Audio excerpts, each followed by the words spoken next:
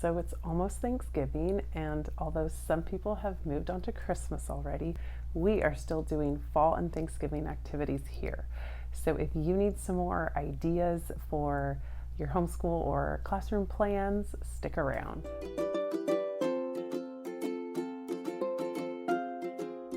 Hi, and welcome to Lessons for Little Blessings. I'm Tessa, and I'm a mom and a teacher, and I like to share educational activities to help your kids thrive. So with Thanksgiving coming up, I'm sure you have a lot to do, so I hope that you'll find these lesson ideas helpful and maybe save you a little bit of time since they're just already done.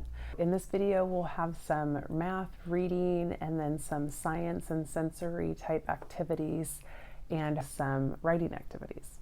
And all of the links and documents will be in that description box below, so you can click there, as well as the timestamps. So if you want to jump, say you just need a reading activity, you want to just jump to that, you can click down in that description box and then find where you can click to just that section. Many of these documents will be on TPT or teacherspayteachers.com. If you haven't heard of that, it's a really helpful resource. And at the time of this recording, all of these documents are free. So check them out now while you can get them. Okay, for math, we'll start off with some of these color by numbers, and there's a whole variety of them. So you'll find several down linked below, but there are some for those younger kids that are just identifying numbers. And then there's also some that have addition, subtraction, facts, one or the other, or mixed, like this one has subtraction and addition. So that makes it more for those older elementary kids. And there are even some that are multiplication, so you could even go older than that for some of your older kiddos. There's also this mystery sentence that includes one that's just addition, one that's just subtraction, or this one happens to be both addition and subtraction.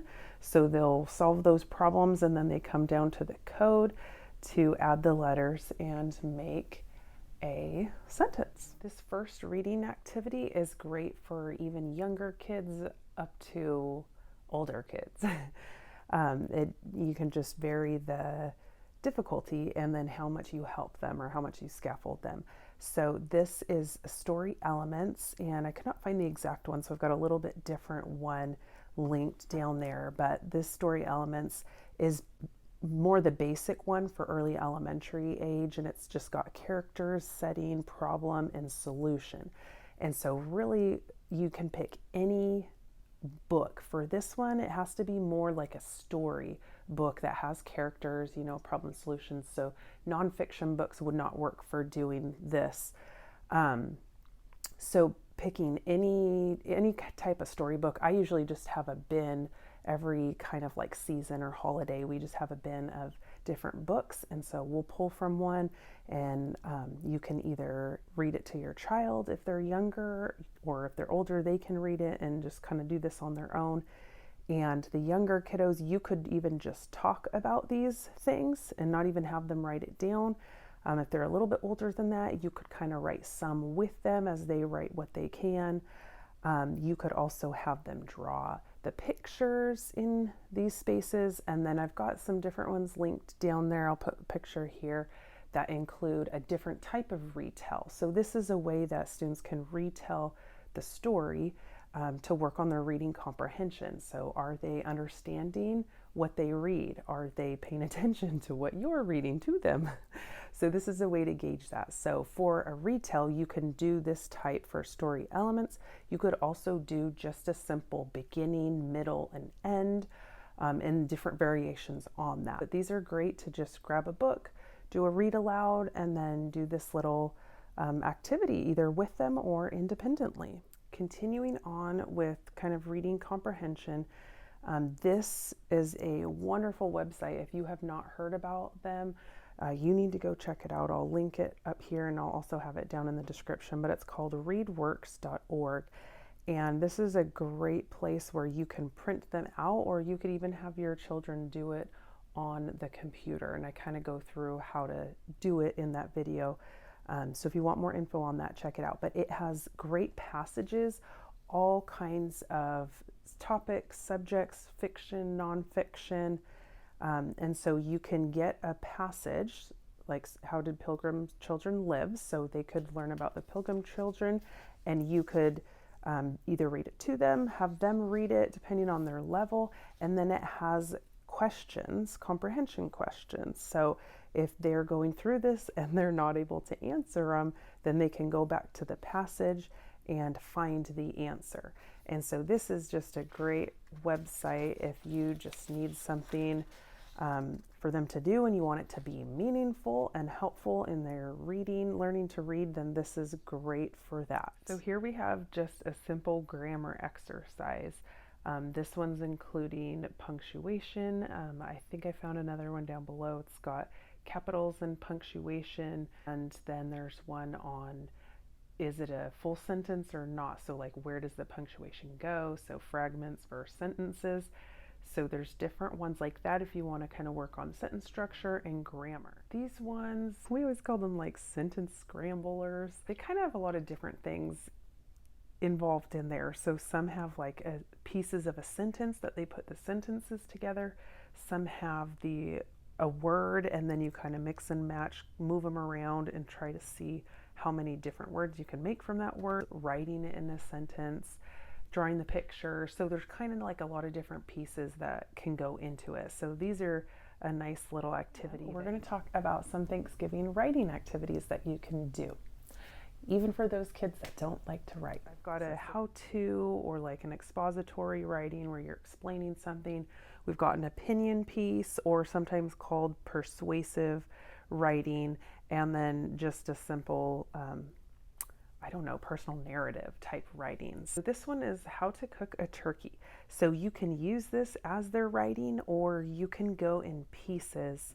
So in the classroom, a lot of times we would kind of do it in stages where we would do the brainstorming on a graphic organizer, and then they would transfer that into complete sentences on nicer looking paper, and then the older kids would often publish that. So you can kind of take the pieces you want. You could just simply have them fill this out if you just want a quick activity, or if you want it to take several sessions, then you could start with this. I'll link down there some different writing paper. There's all kinds of fun, like creative little writing paper with Thanksgiving borders, and so you can make it fancy and fun if they want to publish it. So this one is kind of like a narrative, I guess. It's just things that they're thankful for. I'll put links of something similar if I cannot find it. I did this with second graders, so you could kind of go up and down from there. But they, at least that age, should be able to handle both of these pieces. Eventually, you'll probably have to do it with them to begin with. But this is here for doing a bubble map, and I'll put a picture in here of a completed one if you're not familiar with that. But they basically put the topic here, so it would be like what they're thankful for, and then they would shoot out bubbles, so those would be different ideas about that topic. This is a tree map, a different way to organize thinking, and this tree map would take all of those little branches, and those would be right here. So those would be kind of the little branches that they came up with on the bubble map, and then from there they would add different details about that. So things they're thankful for, so they might be thankful for family, and then they might put who's in their family or some detail about their family, if that makes sense. And then things they're thankful for, maybe whatever toy they like, and then they'll put down here another detail about that. So that's just one way to expand their thinking, and a different way for them to organize using a bubble map and a tree map. And like I was kind of saying on the other one, if you want to just end it there, that's fine. If you want to take it further and then have them transfer this onto a nicer piece of paper for like that publishing step, that's something you can do for the older elementary age, and that would be something that should be very manageable for them to do. So, and the last piece of writing is an opinion writing, and this you could do almost like a question to see what their opinion is. What is the best part of the Thanksgiving meal? Or you could ask them like, what is the best thing about Thanksgiving, or something where they have to share their opinion. And I'm going to put a picture here of a graphic organizer that I like to use for that. It's an Oreo, if you've heard of that. So the O is their opinion, the R is the reason, the why, and then the E is explanation. So it's kind of like they prove their reason. And then the O is they restate their opinions. So that's one way you can get kids to kind of organize their thinking as they do opinion writing or persuasive writing. So for science, we had a few different things we were doing, kind of all combined here. We were using cranberries, kind of for that seasonal fun, but we also found that, well, we tried using some pomegranates, so you'll see those in there, and ultimately the like raisin dried fruit, so dried cranberry, and the corn kind of worked the best for this. But we were kind of experimenting and doing different things to see what happened. So the boys here are filling. We did water and vinegar, or excuse me, water and baking soda to kind of do this dancing cranberries or dried raisins. We wound up using raisins. We had real cranberries, and those did not work as well. So before we did that, we did a sink or float predictions to see what of those. So we had the cranberries. They discovered floated. The pomegranates are obviously way more fun to eat than do in a science experiment.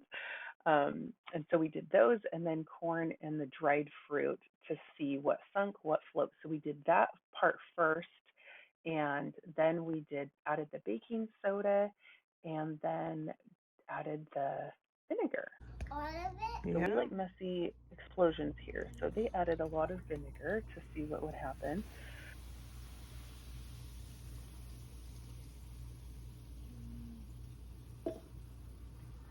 Ew. Yeah, what's Wait, happening I was inside? right. That was just floating. Then this gave us a chance to talk about some of those chemical changes with the solids, liquids, and then the gases forming here. So they could see all those little bubbles and what the gas does to those objects in there.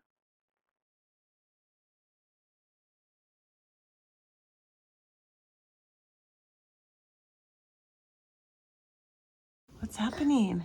I don't know. Are they They're dancing? Floating up. They're floating up. So we kind of kept an eye on this for on and off for a while, but they kind of danced around in there for a good 30 minutes or so. So that was kind of some fun entertainment. Then we took those fresh cranberries, added some toothpicks, and did a little sciencey building activity. So this was just kind of a free for all, and they just get to be creative and see what they can build. This is also a great fine motor activity, so especially for my toddler, but it really gets those little hand muscles going. We also use these cranberries for a water sensory activity that will be coming out in a future video, so stay tuned for that. And even our cat wanted to get in on this cranberry fun. As always, I hope this helps and that you found a new idea that you can try to implement maybe this month. If so, please consider subscribing to my channel for more math, reading, writing, and other educational activities to help your kids thrive. Thanks for watching. Have a happy Thanksgiving and a blessed day.